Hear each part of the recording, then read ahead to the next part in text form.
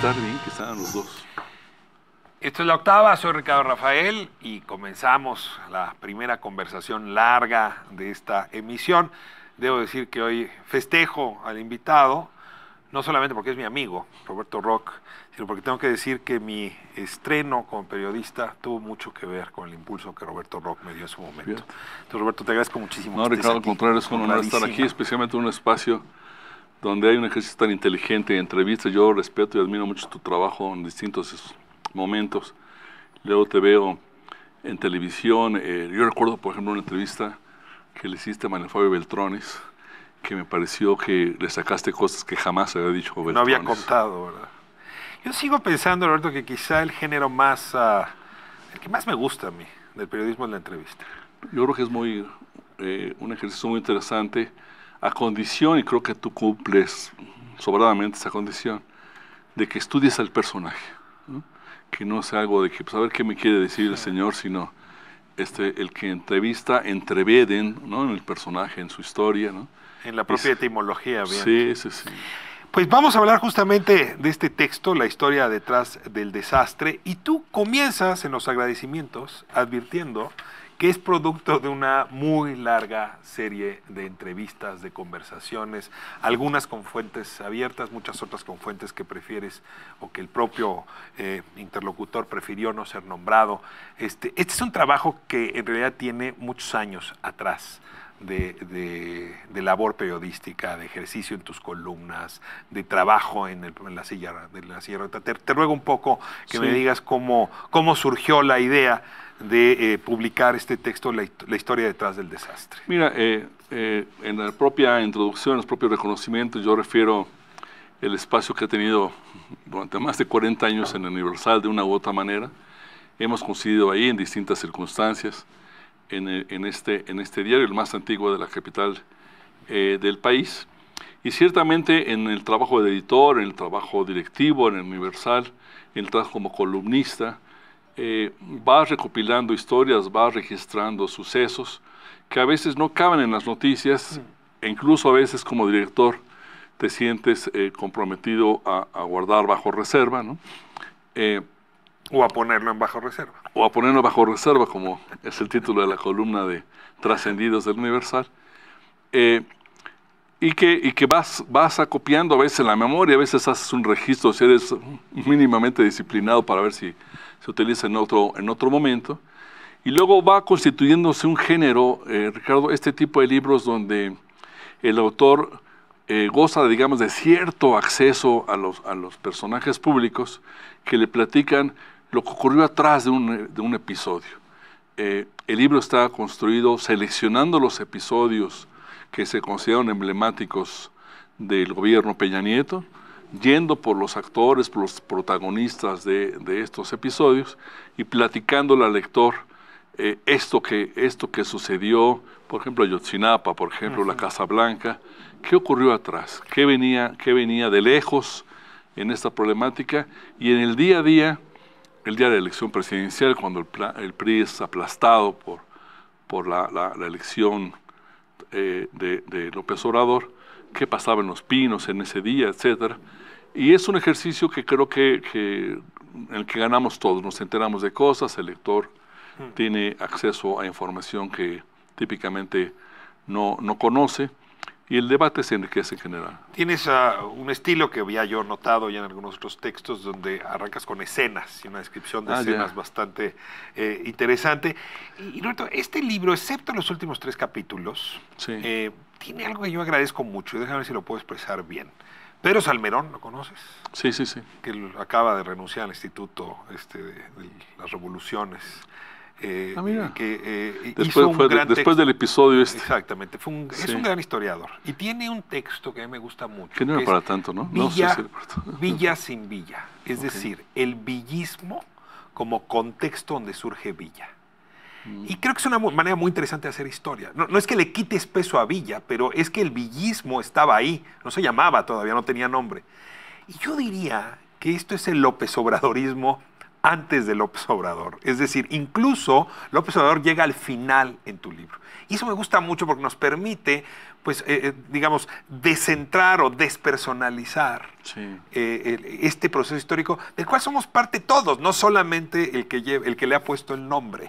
Y eso te lo agradezco mucho como periodista, pero también un poco en el ejercicio histórico que haces. Fíjate que esa lectura tuya tiene un soporte o una aproximación diferente, que pensé que ibas a abordarlo así, que es la historia es construida por las atmósferas y por las sociedades o por los personajes y los líderes, ¿no?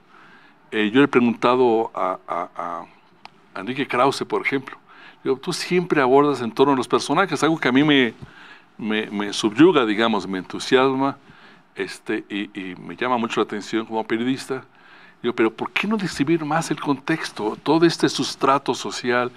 Porque a veces hay movimientos, a veces hay episodios que no se explican sin el avasallador avance de una multitud o de una clase social.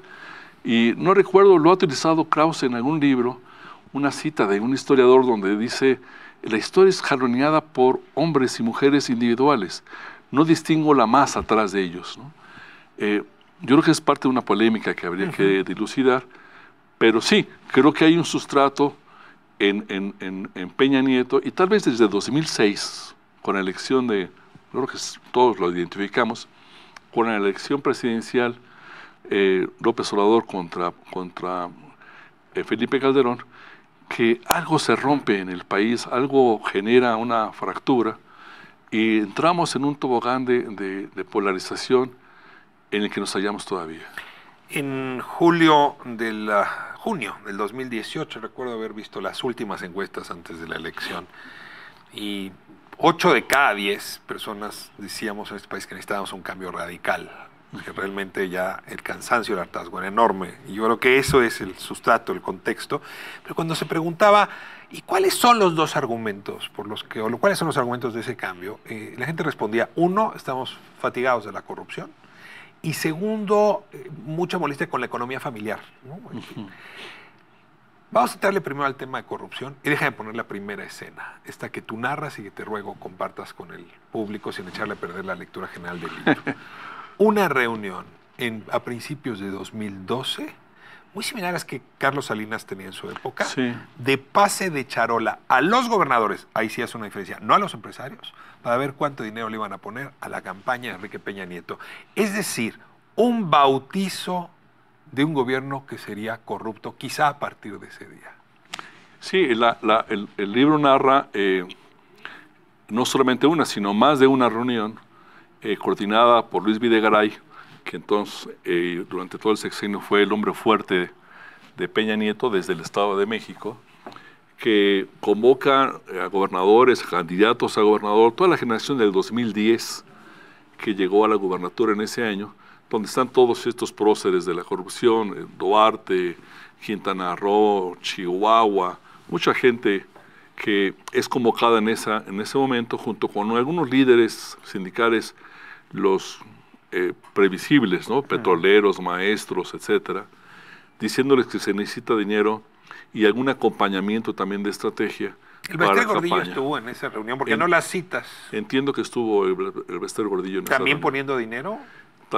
El registro que yo tengo de los asistentes a esa reunión es que poniendo dinero, en la mecánica era muy singular porque les entregaron una tarjeta con un sobre. A mí me pareció un poco siciliana la escena, como dice ahí, donde la persona escribe una cifra, lo pone la tarjeta en un sobre que tiene su nombre, ¿no?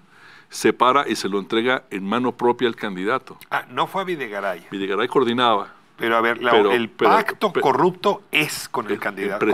En presencia del candidato. En dos lugares diferentes. Estoy diciendo que Borges, que Javier Duarte, que César Duarte hicieron esto, que el Bester Gordillo. Sí. Y con testimonio de gobernadores directamente. Ahora, tú hablas de montos de 1,000 millones. Sí. O sea, un gobernador que se atreve a decir, mi estado le va a dar 1,000 millones. Que se atreve a compartir con el candidato presidencial. Y la versión es de una persona que estuvo al lado, que estaba frente a su propia tarjeta, y se asomó al lado del personaje y vio claramente que ponía 1,000 millones de pesos. Ahora, Roberto, déjame desarrollar ese argumento conforme el Sí. libro avanza. Si un gobernante corrupto te apoyó y ese candidato gana, pues siendo presidente es como si obtuvieras una licencia para volverte todavía mucho más corrupto. Porque ese presidente no va a poder llamarte a cuentas, no va a poder llamar la atención, va a incluso estar obligado a protegerte. ¿Con cuántos estuvo Peña Nieto obligado a proteger su corruptela y el crecimiento de la corrupción en sus entidades? Fíjate que es un fenómeno esto de los gobernadores que habría que analizar desde mi punto de vista, y lo propone el libro, a partir de la llegada del PAN a la presidencia de la República, pero muy notablemente a partir de la llegada de Felipe Calderón. Ni Vicente Fox ni Felipe Calderón tocan ni con el pétalo de una declaración a los gobernadores peristas, ¿no? Pese a que ya había antecedentes de corrupción en muchos de estos que acabaron siendo una especie de virreyes por la transición, la alternancia democrática en México. Pero tú tienes toda la razón. Un gobernador que te da esa cantidad, un gobernador que te acompaña de esa manera, por supuesto se vuelven un intocable en tu gobierno. A ver, ya viste ahí es tesis principal del texto, ¿no? Dices, Fox y Calderón no tocaron el poder real e incluso lo regresaron casi intacto al PRI. Sí. ¿Cómo te explicas eso? A ver, había un mandato en las urnas en el 2000 para arrebatar, yo no sé si al PRI el poder, pero sí esas formas corruptas de financiar campañas y de financiar la política. Uno puede suponer que Vicente Fox habría cumplido con sacar al PRI de Los Pinos, ¿no? Porque aparte, uno se imagina que a lo mejor no le daba para tanto. Un gobierno, no solamente él en su personalidad, ¿te acuerdas que Porfirio Muñoz Ledo le llamaba el alto vacío? Sino en su estructura de gobierno, un gobierno de minoría, en su equipo de trabajo. Yo creo que fue una gran decepción Vicente Fox, no quiero... Pero no tenía una estrategia de desmantelamiento. Pero yo creo que el primer sorprendido en haber ganado era él. Hay muchos indicios que podían rescatarse de cómo antes de la elección él empezó a platicar con sus colaboradores de campaña, empezó a contratar asesores fiscales, diciendo, oigan, y si perdemos, ¿cómo le hacemos con el tema de los amigos de Fox y los dineros? Se empezaron a preparar para perder, pero ganaron. Y después sí tomaron algunas decisiones, pero creo que no a la altura de lo que se esperaba de ellos. Ya con Felipe Calderón creo que fue el modelo muy diferente, pero el libro narra una escena donde gobernadores empiezan a hacer llamados por distintos personajes, entre ellos por Peña Nieto, gobernador del Estado de México, diciéndole, acércate al candidato del PAN, Calderón, y pídele que se te concederá. Es decir, ahí hay un pacto para el triunfo de Calderón. El que Calderón haya llegado con una legitimidad tan lesionada, el que se haya orquestado, y tú conoces muy bien esa operación por el Bester Gordillo, para que gobernadores del PRI lo respaldaran, pudo haber, digamos, sellado esa relación entre Calderón y el priismo para que nadie tocara esos intereses. Yo creo que el pacto es Calderón, Peña Nieto. Desde el principio. Y toda la estructura que suponía Peña Nieto, entre ellas, con su peso propio, pues, pero entre ellos la maestra Gordillo. O sea, tú dirías, en 2006 ya Peña Nieto está respaldando a Calderón. No es una cosa más tarde. No es más reciente, no. Y se explica también por otros motivos. Primero, porque no querían que llegara López Obrador. Entonces, eso tenían... se alinean todos los grupos en favor de Calderón. Yo creo que si uno puede encontrar un complot en contra de López Obrador en ese 2006, no está en las urnas, no está en la elección, no está en el manoseo de otras cosas, sino está en ese tipo de cosas, ¿no? Ahora, Calderón paga muy caro ese pacto. O sea, Calderón entra al poder en 2006. Para las intermedias de 2009, ya Peña Nieto es una estrella en el horizonte, en ascenso, y el poder de Calderón empieza en el descenso. Creo que Calderón había apostado a una batalla legítima, es decir, con fair play, con Juan Camilo Moriño, y cuando Juan Camilo muere, Calderón empieza a calcular cómo es la salida. Se da cuenta que no tiene con qué. Y ya hacia el final... que ni Cordero puede levantar, Josefina Vázquez Mota no le atrae, no tiene otro jugador de ese tamaño. Esa es mi conclusión, y ya hay muchos indicios ya durante la campaña que Calderón empieza a trazar hilos de conducción con Peña Nieto, le pide a funcionarios en campaña, le pide a funcionarios que se empiecen a reunir con Videgaray o con el equipo de Peña Nieto, incluso en el sistema judicial. Hay funcionarios del sistema judicial que son requeridos por el presidente Calderón de explicar al equipo de Peña Nieto, oye, ¿qué tenemos contra Thomas Yarrington? ¿Cómo van las investigaciones de este otro personaje? Thomas Yarrington, que después lo pudo haber encarcelado el Calderón, tenía todos los elementos para encarcelarlo. Yo vi los papeles entregados por la DEA a la PGR. O sea, ni un cabello. Lo que el presidente López Obrador llama el pacto neoliberal, pues llámalo como quieras, sí existe. Yo sí creo, después de todo este proceso, Ricardo, que existió el PRIAN. Que el PRIAN sí es un animal que tiene cabeza, patas, cola, y se mueve, se movió. Con sus matices, etcétera, y con sus historias incluso personales. Por ejemplo, Peña Nieto había sido muy agraviado desde candidato a la gobernatura del Estado de México por Roberto Madrazo, que era el candidato presidencial del PRI en la contienda del 2006. Por supuesto, lo que menos quería Peña Nieto es que Roberto Madrazo creciera. Ahora, si la cosa estaba tan planchada, Roberto, ¿para qué pedir tanto dinero? Es decir, ¿por qué uno supondría, bueno, es que para ganar campañas está mucho dinero y pues que un gobierno ponga 1,000 millones y otro, pero realmente tanto? O sea, si la cosa estaba tan bien, ahí había intereses que probablemente iban más allá del tema electoral. Mira, yo creo que primero no estaba tan planchado. La elección del 2018... ¿Tú sí crees lo que dices aquí, que Josefina Vázquez Mota realmente sí iba en ascenso y por eso necesitaban mucho dinero? Creo que ¿En el 2012? Yo creo que hay un factor que desde mi punto de vista tendría que también asumirse y debatirse, de que estos grandes cerebros financieros como Videgaray y otros estrategas no son tan brillantes como uno suponía, que pensaban que López Obrador estaba muerto, que les preocupaba que Josefina Vázquez creciera. Hay un momento de gobernadores me dicen a mí, por favor, démosle aire a López Obrador porque Josefina está creciendo mucho. Se necesitaba hacer... No se veía que Josefina Vázquez Mota pudiera ganar en 2012. Por eso me cuesta poco trabajo creer esa historia. Y el adversario siempre fue López Obrador. El enemigo a vencer siempre fue López Obrador. Y los resultados y los indicios de la elección, decía Peña Nieto en su momento, su equipo, se filtraron encuestas, se publicaron encuestas, donde la diferencia era abismal, Y recuerdas al final, no tengo en la memoria los puntos de diferencia. La diferencia con López Obrador no fue tanto. Los últimos días se pegaron bastante. Creo que fue de un dígito la diferencia. Ahora, ese PRIAN, junto con el PRD, digamos, provoca pues un éxito importante a principios de 2013. Es decir, en enero de 2013 se aprueba la primera reforma del Pacto por México, la reforma educativa.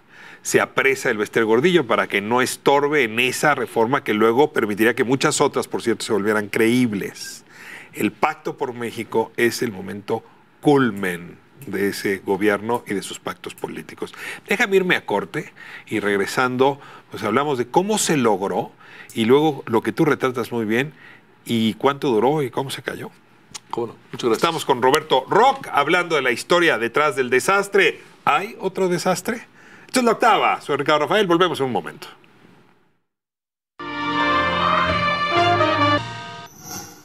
Estamos de vuelta en La Octava. Estoy con el periodista Roberto Roch hablando de este texto suyo, La historia detrás del desastre.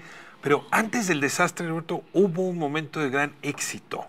Lo llamó el Times, ¿te acuerdas? El Mexican Moment. The Mexican Moment. Había logrado Luis Videgaray, Osorio Chong, Aurelio Nuño, el propio presidente Peña Nieto, concitaron consenso suficiente para pasar una batalla de reforma muy extensa. Y bueno, eso no se había logrado en los gobiernos panistas. Eso llevaba a concluir de que en efecto los priistas sí sabían cómo hacerle. Costó carísimo luego a sus intervinientes haber participado del pacto. Esa frase de que ellos sí saben cómo hacerlo, yo creo que dominó el arribo de Peña Nieto a la presidencia y yo creo que hasta la oposición estaba contenta, a lo mejor por motivos que después conocimos, pero después se fue eso deteriorando. La celebración de los pactos, que 13 o 14 reformas importantes, fue por supuesto una espuma para la popularidad nacional e internacional de Peña Nieto, que va decantándose de manera, como tú dices en esta revista de The Mexican Moment. The Economist dijo en algún momento que quizá el mundo tenga que aprender de las capacidades de Peña Nieto para hacer reformas, ¿no? Y así fue avanzando. El libro sugiere que tal vez el momento donde dice Peña Nieto rozó el cielo fue en septiembre del 2014. Otra vez, tus escenas son muy buenas. Sí. Nueva York, la ONU, aplauso de Barack Obama. Obama lo llama a integrar un grupo de 5 países que van a hacer cosas sobre gobierno abierto. Kissinger hace un discurso de él frente a toda la comunidad judía de Nueva York, diciendo que es un líder mundial. El líder de esa comunidad, seguramente un rabino respetadísimo, dice que él no es adivino, pero que lo imagina como una figura mundial, ¿no? Eso es Hay una parte de tu descripción... flotar en las nubes, ¿no? Hay una parte de tu descripción que vuelve muy humano el análisis, porque además la parte que el siguiente párrafo era y de Nueva York se iba a China, ¿no? A Asia. Entonces, sí, en realidad iba a seguir ascendiendo su estrella. Y en medio, Ayotzinapa. Sí. ¿Qué es Ayotzinapa? ¿Y por qué Peña no logra verlo? ¿Va demasiado alto en el avión presidencial como para ver lo que está pasando en Iguala, Guerrero? Yo recuperaría esto que te decía hace unos minutos de que faltó olfato político. Tal vez los políticos estaban muy distraídos en otras cosas y los financieros estaban en lo suyo. O tal vez el México profundo gusta de abofetear a los que imaginan otro tipo de país que no somos. Estás hablando de Chiapas 94, exactamente. Estás hablando de septiembre 2014 en Sí, Guerrero. que es el México que ciertos personajes no les gusta ver porque asumen que es un país moderno, que es un país que puede gobernarse de acuerdo con las enseñanzas en las universidades de Ivy League, ¿no? Y creo que se les va. Y mira que Salinas era un personaje que conocía ese México. Ahora, Peña tenía la confianza de que tenía un político presumido en su proximidad con la política de tierra a tierra, Miguel Sí. Ángel Osorio Chong.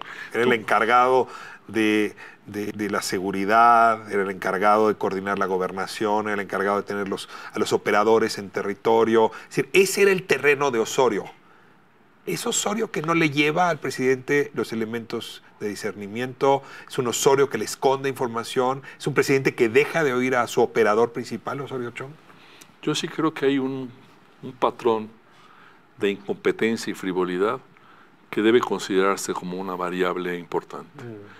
Yo no creo que un gobernador de Hidalgo que brinca a la gobernatura desde una diputación, que ni siquiera desahoga en todo su término, y de Hidalgo, ¿no? Con todo respeto por el Estado. Había sido secretario de gobierno.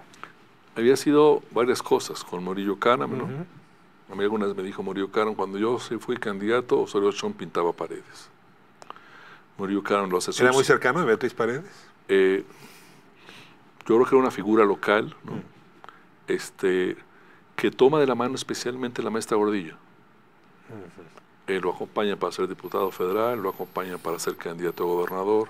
Osorio Chong le debe mucho a la maestra Gordillo, dicho por él mismo, ¿eh? Él me lo dijo a mí personalmente. Yo le debo esto a la maestra Gordillo, cuando toma la gubernatura. Pero un personaje que no acabó la universidad, que se decía licenciado sin serlo, en el USA publicó esa historia y fue un escándalo a los inicios de Osorio Chong, que hacia el final de Peña Nieto, 12 años después, todavía guardaba ese resentimiento. Yo creo que este personaje tenía un entendimiento sobre la política, como muchos integrantes del gobierno, donde la política sirve para hacer negocios y para generar círculos de poder que no necesariamente correspondían con conocimiento del país. No, pero a ver, esa es mi hipótesis. Aquí el reclamo a Enrique Peña Nieto es con qué criterio nombró a Osorio Chong uno de sus 2 operadores principales y le encargó resolver la crisis de violencia que se estaba viviendo y por otro la crisis de gobernabilidad que en efecto en los primeros pisos de la construcción de la República estaba en muy mal estado. Sí, la campaña y antes la candidatura de Peña Nieto dentro de la cúpula de los gobernadores, es decir, en la CONAGO, la construye Osorio Chong. Ese es el gran mérito de Osorio Chong frente a Peña Nieto. O sea, estos a quienes les van a pedir dinero en 2012. Desde antes. La construye no Videgaray, la construye Osorio Chong. Ten en cuenta que ese dinero del 2012 se reclama, se solicita, porque hubo primero un dinero que fue del Estado de México a esas campañas. ¿Me explico? O sea, Peña Nieto sacó dinero del contribuyente del Estado de México para financiar las campañas de los que llegaron en 2010. Y luego cuando el 2012 viene la campaña de Peña Nieto, con autoridad moral, le dice, oye, va de regreso. Devuélveme lo que te di. Pero sobradamente. Hay llamadas de Videgaray, según gobernadores en ejercicio, que le dice, oye, necesitamos más. Okay. Y de ahí vienen esas mesas. Entonces tú dirías, Osorio es un buen operador local que da su mejor expresión cuando acerca a los gobernadores para que apoyen a Peña Nieto, pero no da para los dilemas de la gobernación, y Peña Nieto, sin embargo, lo mantiene. El otro personaje profusamente citado en el libro es Luis Videgaray, el enemigo final, por cierto, homenaje a Osorio Chong. Sí. A ver, ayúdame a caracterizar a Videgaray en ese mandato y su responsabilidad en el desastre. Déjame decirte una última cosa de Osorio Chong, tal vez creo que en su descargo parcial, porque él decide convencer a Peña Nieto de hacerse cargo también de la seguridad. Creo que fue un gigantesco error de Osorio Chong, que también le limitó su capacidad de profundizar en el manejo político del país, aunque puso en sus manos recursos gigantescos financieros. Videgaray, para mí, es el personaje del sexenio. Si me apuras, a lo mejor es tan interesante o más interesante que Peña Nieto. Un personaje complejo, un personaje de poder muy importante. Tú lo defines como un hombre interesado por el poder, nada más. Poder en sí mismo. No hay otra... Sí, yo no logro acumular suficientes elementos en el tema de la obsesión por el dinero que pueden tener otros personajes del gobierno. Pero es un hombre que parece que sí sabe para qué es el poder, que tiene un control muy importante, que juega al gobierno dividido entre él y Osorio Chong, que incluso habla con periodistas, con gobernadores, diciendo que ya sabes que la política la maneja Miguel Ángel, pero que el verdadero control de Los Pinos nunca lo pierde Videgaray. Exagero si digo que es un control emocional. Es decir, que Peña Nieto se sentía muy seguro en sus ambiciones, en su operación, gracias a que tenía a Videgaray como asesor principal, casi como suprapresidente. Eso describiría a Videgaray, pero tenés que decir que Peña Nieto se sentía inseguro, ¿no? Que se sentía seguro desde que conoce a Videgaray como diputado local, ¿no? Que ahí lo toma Videgaray enviado por Pedro Aspe, que le enseña cuestiones de política pública, que le enseña finanzas, que lo acompaña en la gobernatura, que coordina su campaña, que para gobernador, luego va a la Cámara de Diputados representándolo a él, controla el presupuesto federal para muchas cosas, ¿no? Ahí empieza el poder de Peña Nieto. No solamente es el dinero de la gubernatura, del erario mexiquense, sino desde la Cámara de Diputados, una gente suya como Videgaray, dando cosas a los gobernadores, apoyando campañas, obras, no campañas, sino dinero para programas de inversiones, etc. Y ese personaje realmente es cautivador desde mi punto de vista, pero también creo que sin el conocimiento de un México político, ¿no? Sino que se ensimisma, digamos, en el poder, en el control del palacio. Digamos, ¿no? Me regreso, así como hablábamos de Miguel Ángel Osorio Chong como pues quien no previó y desde luego no resolvió el primer desbarranco de Peña Nieto, es decir, Ayotzinapa. Si me muevo ahora al segundo momento del desbarrancamiento, que es la Casa Blanca, meses después, realmente muy poco tiempo después, ahí el que queda lesionado es Luis Videgaray, porque él evidentemente es quien habría armado la relación con Hinojosa. Él personalmente se benefició de estos arreglos triangulados con la Casa de Malinalco, y en ese momento a Peña Nieto se le cae el otro operador, los dos casi al mismo tiempo. Sí, yo creo que hay una lectura también de que Videgaray es intransitable para los factores reales del poder dentro del PRI, que luego lo pensaron compensar con MID, que tampoco fue aceptado. Yo creo que también eso Peña Nieto lo registra. Los gobernadores, los dirigentes sindicales no van a ir con Videgaray. Porque es un tecnócrata. Porque es un tecnócrata, porque los exprimió, porque no jugó sus reglas, porque todo porque fue... los desprecia. Porque los desprecia profundamente y porque desde Los Pinos los aplastó inmisericordiamente a todos. Ahora, tú dices que era un tipo carismático, pero era un tipo corto en su trato, ¿no? Creo que no. Si dije carismático, corrijo la palabra. No, yo dije cautivador en el sentido perdón, como personaje político. Pero no por su capacidad de conmover, pues. No, por supuesto no me conectaba ni le interesaba. Hay el libro y muchas anécdotas de que al principio el gobierno se encerraba en Hacienda y no recibía a nadie. Los empresarios estaban acostumbrados a tener derecho de picaporte. Yo alguna vez presencié alguna conversación de restaurante donde un líder empresarial le decía a mi compañero de mesa: tengo 2 meses pidiendo cita con Videgaray y ni siquiera me toma la llamada, pues. Pero era un cabildero de estos grandes empresarios también. Y al final me respondió y me dijo: ya sé para qué me estás buscando, no tiene caso que hablemos después.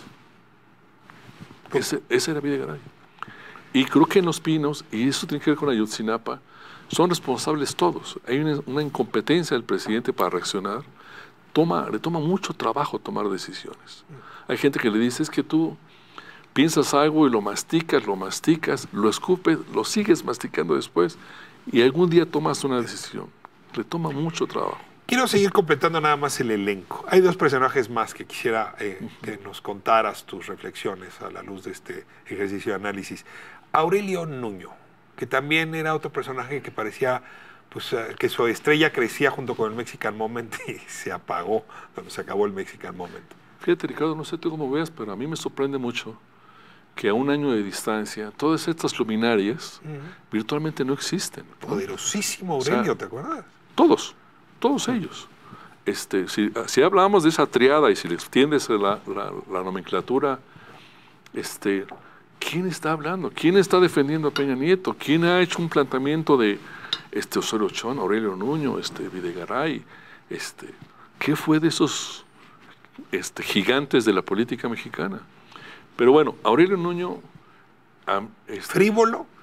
Yo no creo, fíjate. Superficial. Aurelio Nuño me parecía una mezcla también muy interesante. Yo siempre he pensado que hay personajes que están en espera de un biógrafo. No creo que sea el rango de Aurelio Nuño, pero yo lo veo primero como una hechura de varios personajes, académico, muy influido por algunos académicos extranjeros, de la Ibero y del extranjeros, y luego tomado por Videgaray, desde mi punto de vista, deslumbrado por Videgaray y operado en todas sus posiciones por Videgaray, como un operador de Videgaray. Muchas cosas no pasaban en Los Pinos, eran bloqueadas por Los Pinos, por instrucciones de Videgaray.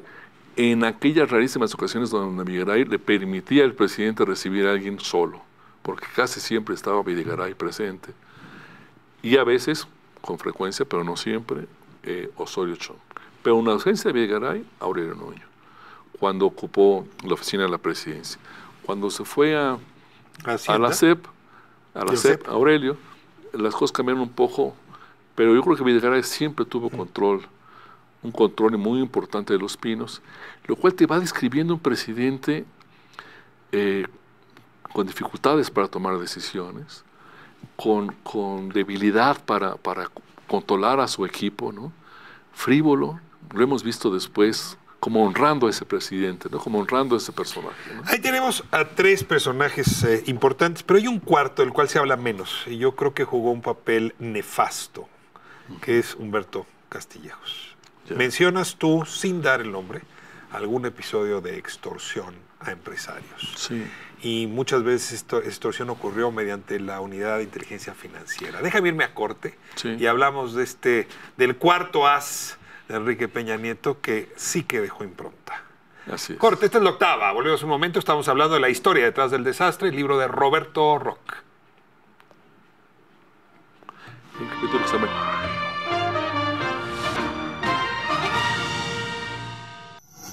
Estamos de vuelta en la octava. Roberto Roch, la verdad es que es un muy buen recuento y qué bien hace tener estas piezas de información como las va cebrando y sí permite una comprensión mucho más amplia. Te pregunté por Humberto Castillejos, un individuo que intervino en el caso Ayotzinapa, lo decía en la editorial al principio, que se metió con la UIF y se metió con el CISEN y se metió con la Procuraduría de maneras que no fueron sanas y que tú, sin nombrarlo, citas algunas de las operaciones que le permitieron a este individuo, pues probablemente enriquecerse, Roberto. Mira, es un personaje menor que viene del clan del Estado de México, un personaje tardío en ese clan, que un consultor que ofrecía con cierto respaldo, cierta recomendación de Peña Nieto, gobernador, recibe a Beto Castillejos, que quiere ser tu asesor para el nuevo sistema penal acusatorio. Algunos gobernadores que decían, oye, pues puedes ser mi asesor, pero no te puedo pagar 10 millones de pesos que tú quieres, Beto, no seas así. Y de repente es el consejero jurídico de la presidencia, y yo creo que en ciertas lagunas que va generando el propio presidente y el sistema, se vuelve en el interlocutor de Los Pinos en muchos sectores, con la Corte, con el Congreso, influye para ir posicionando. Con el clan de los abogados, de los operadores del derecho. Pone a gente, dicen que le consiguió chamba decenas de personas que ahora ahí están. Jueces, secretarios. Magistrados electorales, lo que tú quieras, ¿no? Y se vuelve este senador en funciones, este juez en funciones, con la tolerancia de Los Pinos, desde luego, y va entretejiendo con los mismos personajes del Estado de México una serie de circunstancias totalmente ajenas al buen gobierno y más cercanas a la construcción de negocios. Y hacia el segundo periodo de Peña Nieto, yo diría que cuando ya ven muy remota la posibilidad de mantener el poder en la presidencia de la República, el libro plantea que construyen una especie de sistema para extorsionar a empresarios, que incluye a Humberto Castillejos desde la presidencia de la República, a Alberto Vaz Bast, que primero estuvo en la Unidad de Inteligencia Financiera y después en el CISEN, y a Alberto Elías Beltrán, que estuvo a cargo de la PGR. Pero ya hay registros desde muy inicios del gobierno, donde un abogado prestigioso le hablaba a un empresario acaudalado diciendo, oye, la PGR está a punto de emitir una orden de aprehensión en tu contra porque soy muy influyente, me entero de eso, ¿no? Cuídate mucho y si algo se te ofrece, me buscas. El personaje en cuestión usualmente checaba y se daba cuenta que sí existía una orden de aprehensión en su contra. Dices tú por defraudación fiscal, por ejemplo. Por defraudación fiscal, por lo que tú quieras, especialmente por temas fiscales, pero lo que tú quieras. Por lo menos un procurador me dice, yo lo presencié directamente, estaba conversando con el empresario y me dice, oye, me está llegando este mensaje de este abogado, y aparte un abogado de esos grandotes. Y dice, ¿cómo crees, hombre? Déjame preguntar. Y el procurador consultó ahí con su equipo. Dice, procurador, efectivamente, está por salir una solicitud de orden de aprehensión. La gente con la que usted está comiendo. Contra el señor con el que usted está comiendo. Y luego le hablan y se puede arreglar. Se puede arreglar. El libro sugiere estas cosas, realmente lo abre, pero hoy puedo decir que Santiago Nieto ha declarado y se han filtrado en medios de comunicación hechos ligados a una investigación específica para investigar este esquema de extorsión. Es probable que me estés dando una nota de futuro, es decir, que esta investigación va a abrir más de un frente. Sí. Porque si la UIF y la Procuraduría, ahora Fiscalía, fueron utilizadas de esta manera para extorsionar, dicen empresarios, pero hay quien dice que incluso narcotraficantes, ¿eh? O sea, individuos que estaban lavando dinero porque se quedaban en el narcotráfico, decían, no te preocupes, te dejo el dinero si me das la mitad de lo que te vamos a confiscar. Hay un tema que poco se ha dicho, pero que se ha ido documentando, que tiene que ver con la Procuraduría, ahora Fiscalía. Creo que no se ha avanzado en revisar lo que ocurrió con la Procuraduría durante el sexenio Peña Nieto debidamente, pero hay muchas evidencias de que hacia el final del sexenio los responsables de estas unidades de crimen, de delincuencia organizada, le pidieron a jueces cerrar procesos y cancelar congelamiento de cuentas, de tal manera que bandas de crimen organizado recuperaron el acceso a sus cuentas, a sus bienes, etcétera, en un mecanismo que no puede imaginarse si no es a partir de una corrupción gigantesca. A ver, el elemento Santiago Nieto, ya lo soltaste tú, creo que vale la pena mencionarlo. Él tenía a su cargo una fiscalía especial, ¿no? Justamente la que tenía que ver con delitos electorales. Santiago Nieto hace una investigación en la época del procurador Cervantes, que quería ser fiscal y no llegó a ser fiscal, Raúl Cervantes. Y ahí descubre, dice el propio Santiago Nieto, un libro que publicó hará cosa de un año, pues en efecto cómo Emilio Lozoya habría recolectado dinero para la campaña, un esquema similar al que hablábamos, y cómo en efecto pues la campaña de Peña Nieto habría sido financiada de manera ilegal. Y también, pues, cómo eso le costó el trabajo y probablemente, dice él, también costó la renuncia de Cervantes, eso nunca lo sabremos. Y entonces llega el otro Alberto. A ver, Santiago Nieto ahí en medio, ¿qué reflexión te despierta? Es un personaje muy interesante. Yo creo que es un personaje que se forma básicamente en las ligas del derecho electoral, ¿no? De la mano de Jaime Cárdenas muy cercanamente, un abogado queretano de prestigio que entra como magistrado regional a las salas electorales y eventualmente es designado con el apoyo del Senado muy abiertamente, de todas las fuerzas me refiero, fiscal electoral en la PGR, y que se asume debidamente independencia de criterio, y eso lo lleva a investigar el vínculo electoral de las operaciones de Odebrecht, que uno diría que es una partecita de lo que tenía Odebrecht como su modus operandi, que lo han investigado en todo el continente, de que financiaba campañas, sobornaba funcionarios, le daba dinero a partir de contratos, ¿no? Según eso, el único país donde no lo hizo fue México, pero hay presidentes en la cárcel, derrocados a causa de ese tipo de extorsiones.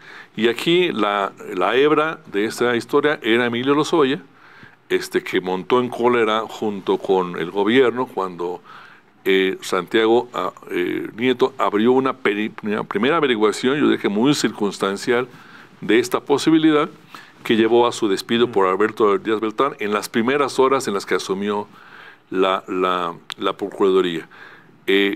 Parecería haber elementos para suponer que hubo una presión contra Santiago Nieto para despedirlo sobre los procuradores sucesivos en la Procuraduría, especialmente sobre Arely Gómez, sobre Raúl Cervantes, como tú dices, y que ellos se negaron a despedirlo.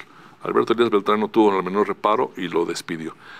Santiago Nieto apeló a esa decisión porque había sido designado por el Senado y amagó con una posibilidad de demanda de amparo, que finalmente empezó a dirimirse en el Senado esa posibilidad. Hoy está sentado en la UIF por ese episodio. Sí. Ahí es donde él gana la reputación que le permite ser visto por el actual presidente. Yo creo que sí, y está planteando la posibilidad de que esta UIF tenga fortaleza de una especie de procuraduría con fiscales propios. Ocurre en otros países, pero como sabemos está enfrentado en esa visión muy fuertemente con el fiscal Gertz Manero. Ahora, ahí son estilos, esa conversación tendría mucho sentido tenerla, ojalá en otra ocasión, pero déjame completar el cuadro. O sea, tenemos el momento de Ayotzinapa, el momento Casablanca, este momento que estás mencionando, el momento de Brecht, que lleva a la conclusión de que en cualquier país de América Latina se persiguen los delitos menos aquí. Sí. Y hay un momento clave, el momento Trump, que quizá, junto con el gasolinazo, son los últimos dos resbalones de este desastre al que te has hecho. A ver, el momento Trump y la decisión de Videgaray de acercar a Trump con el gobierno de Peña Nieto, de traerlo y al final decir, y teníamos razón, porque de otra manera, quién sabe qué habría ocurrido. Yo te rogaría ahí una reflexión. Sí, fíjate que no ocupo en el libro, pero yo hice un ejercicio de comparación entre las encuestas, ¿no? Me reuní con nuestros amigos que compartimos de las casas encuestadoras. Jorge, buen día. El que tú menciones, Roy Campos, etcétera, y les preguntaba a todos lo mismo. ¿Cuál fue el peor momento de Peña Nieto? El momento más grave en caída del aprecio público, ¿no? Casablanca, Ayotzinapa, Trump, ¿no? Gasolinas. Febrero de 2017. Ahí fue la tumba del prestigio. Sí, él andaba en 29% de preferencia al cerrar 16. Y para febrero, después del gasolinazo, ya no levanta arriba del 20. Entonces habría que asumir que la gente que todos los días cruzaba por una esquina donde había una gasolinera y veía el precio, tenía un mal pensamiento sobre el presidente. Y decía, hay que ir a otra cosa. O sea, ¿no es Trump? Yo creo que tal vez evidentemente el peor momento para Videgaray es Trump. ¿Hoy consideras un error o un acierto de Videgaray que haya hecho ese nexo y que lo haya traído aquí en plena campaña y que Trump haya utilizado a Peña Nieto como telonero del evento que luego tuvo en Phoenix, que es donde nos dio una vapuleada, recordarás, espantosa? Yo tengo un buen amigo conferencista que dice, cuando te preguntan algo que no sabes cómo responder, di, es muy buena pregunta. Esta es muy buena pregunta. Porque... Voy a anotarlo cada que me digan. Porque yo creo que Videgaray estudió al bicho, ¿no? Estudió a Trump, encontró al yerno, ¿no? E hizo su trabajo y decidió que había que traerlo, sabiendo que eso iba a generar un cataclismo, internamente y en Estados Unidos. El libro narra una llamada de Hillary Clinton a Roberta, la embajadora de Estados Unidos en México, diciendo, ¿por qué están haciendo esto los mexicanos? No están calculando que se están metiendo en la campaña, ¿no? ¿Esto es intromisión en la política interna? Roberto Jacobson. Es intromisión evidente. Casi dice que se cuiden de que nosotros no ganemos, porque entonces sí van a ver. Pero Trump gana, el hijo queda como interlocutor, y lo que pasó después, ¿no? En su momento yo pensé que era desastroso haber traído a Trump, haberlo presentado como un personaje respetable, haberle dado trato de presidente de casi de los Estados Unidos, que le haya recibido el helicóptero, todo eso lo que ya sabemos. Después, cuando el hijo sigue siendo el interlocutor, cuando la relación es tan cautelosa del gobierno López Obrador con Trump, uno dice... Quizá no calculó. Quizá no. Digo, quizá no fue mala idea. A ver, ese hecho le arrebató para siempre a Videgaray cualquier futura aspiración sucesoria y coloca en la palestra a José Antonio Meade. Si no hubiese ocurrido a Trump, quizá no habría renunciado Videgaray y no había regresado Meade a Hacienda. Y ahí se empieza a construir la candidatura de Meade. Y ahora lo ligo con lo que mencionabas. Hasta que a Meade le estalla, provoca o no gestiona bien el gasolinazo. Mira, yo creo que el gasolinazo todavía es una historia que no se ha contado debidamente. ¿Cómo se convence a Peña Nieto de que tenía que ir a eso si no iba a ser una crisis financiera en el gobierno? ¿Te acuerdas que decían habría que cerrar la SEP y habría que congelar no sé qué cosa? Ya se vio que no. ¿Lo convenció Meade, lo convenció Videgaray o lo convenció todo este entramado que tenía alrededor de Peña Nieto, Videgaray? Yo en el foro interno creo que fue Videgaray y que los demás dijeron, bueno, presidente, sí, tenemos que ir hacia allá. Y ahí mataron la posibilidad de que Meade funcionara como en descargo de personajes como Zero Chong, incluso ahora como la defenestrada Rosario Robles, sé que en esas reuniones Zero Chong dijo, esto va a ser un desastre, un suicidio político. Queda muy poco tiempo, pero falta la última variable. Sí. En campaña, Meade no va a levantar por las circunstancias que hemos venido hablando en los últimos 3 bloques, y el gobierno de Peña decide aniquilar a la opción panista, o sea, decide terminar para siempre con el PRIAN. Se echa con todo el aparato del Estado, tú lo mencionas, en contra de Ricardo Anaya. Está documentada lo que López Obrador, lo que Peña Nieto piensa que es una traición de Ricardo Anaya en su fuero interno en el capital más importante, que es el Estado de México. Peña Nieto pensó que podía perder el Estado de México por la traición de Ricardo Anaya, que acordaron ir juntos y después Ricardo Anaya le jugó las contras. Pone Josefín. Engañó a Del Mazo diciendo ya tengo pacto con Peña Nieto, provoca un problema entre Del Mazo y Peña Nieto y el Estado de México se pone a tambalear. Creo que eso le interesaba en ese momento mucho más a Peña Nieto que la presidencia de la República, que ya sabía que iba a perder. De ahí el tamaño de la furia contra Ricardo Anaya, que se prolonga, ¿no? El libro sugiere que al final se encontraron, pero bueno. Yo sí creo que se explica eso. Y luego Meade, un personaje atraído hacia los círculos del poder por Videgaray, con una trayectoria impecable, que se sintió mucho más cómodo cuando Videgaray estuvo en el limbo después de la salida por Trump, y mucho más cercado por el propio Videgaray cuando regresa a la Cancillería, pero como secretario transversal otra vez, controlando todo lo financiero. Pero un personaje impecable, pero un candidato lamentable. No funcionó. No funcionó. Ahora, estas son como los números de la ecuación previos al triunfo, al ascenso y la verdad el nivel de consenso que logra López Obrador con su campaña. Yo no voy a hablar de López Obrador aquí porque creo que vale la pena que vayan y compren el libro y el final de Pero la a lo mejor, historia. abajo de todo eso, Ricardo, Sí. hay un México muy lastimado, muy polarizado, que de alguna manera justifica, consolida las posibilidades de triunfo de López Obrador. Todos estos argumentos agraviados. Un México que sí ve eso, pero que confirma su agravio, ¿me explico? Y que viene de atrás, y no solamente en México, estamos viendo en cuántos países todo este modelo antisistema, todo este modelo del arribo de presidentes que tienen una ruptura con el pasado, algo lo está pasando a muchos países. Roberto, el próximo es miércoles de la semana próxima. El próximo jueves 30, Perdón, jueves 30, a las 5 de la tarde, presentas en la biblioteca, en la librería de Porrúa. Porrúa, que está en el Bosque Chapultepec, es un lindo lugar. Ahí esperamos al público, particularmente a ti, porque eres comentarista pues de me este toca a evento. mí y a Julio también, estaremos A Julio y yo Hernández, en esa conversación. nuestro amigo común. Y creo que vale la pena hacer el contraste pues, de esto que vivimos con lo que estamos viviendo, que hoy no nos dio tiempo, pero en esta presentación podemos hacer ese ejercicio. Te aprecio muchísimo, Ricardo, a ti y a tu público esta oportunidad. Roberto, muy feliz y gracias por este trabajo periodístico incansable de tu lado. Si es que llevas 40 años, no es nada. Faltan muchos libros, mucho periodismo por hacer. Algún día vale la pena platicar de tus libros. Este último que hiciste sobre el hijo del narco es brutal. Te lo agradezco mucho, Roberto. Pues seguimos en conversación. Esta es la octava. Vamos a corte. De vuelta.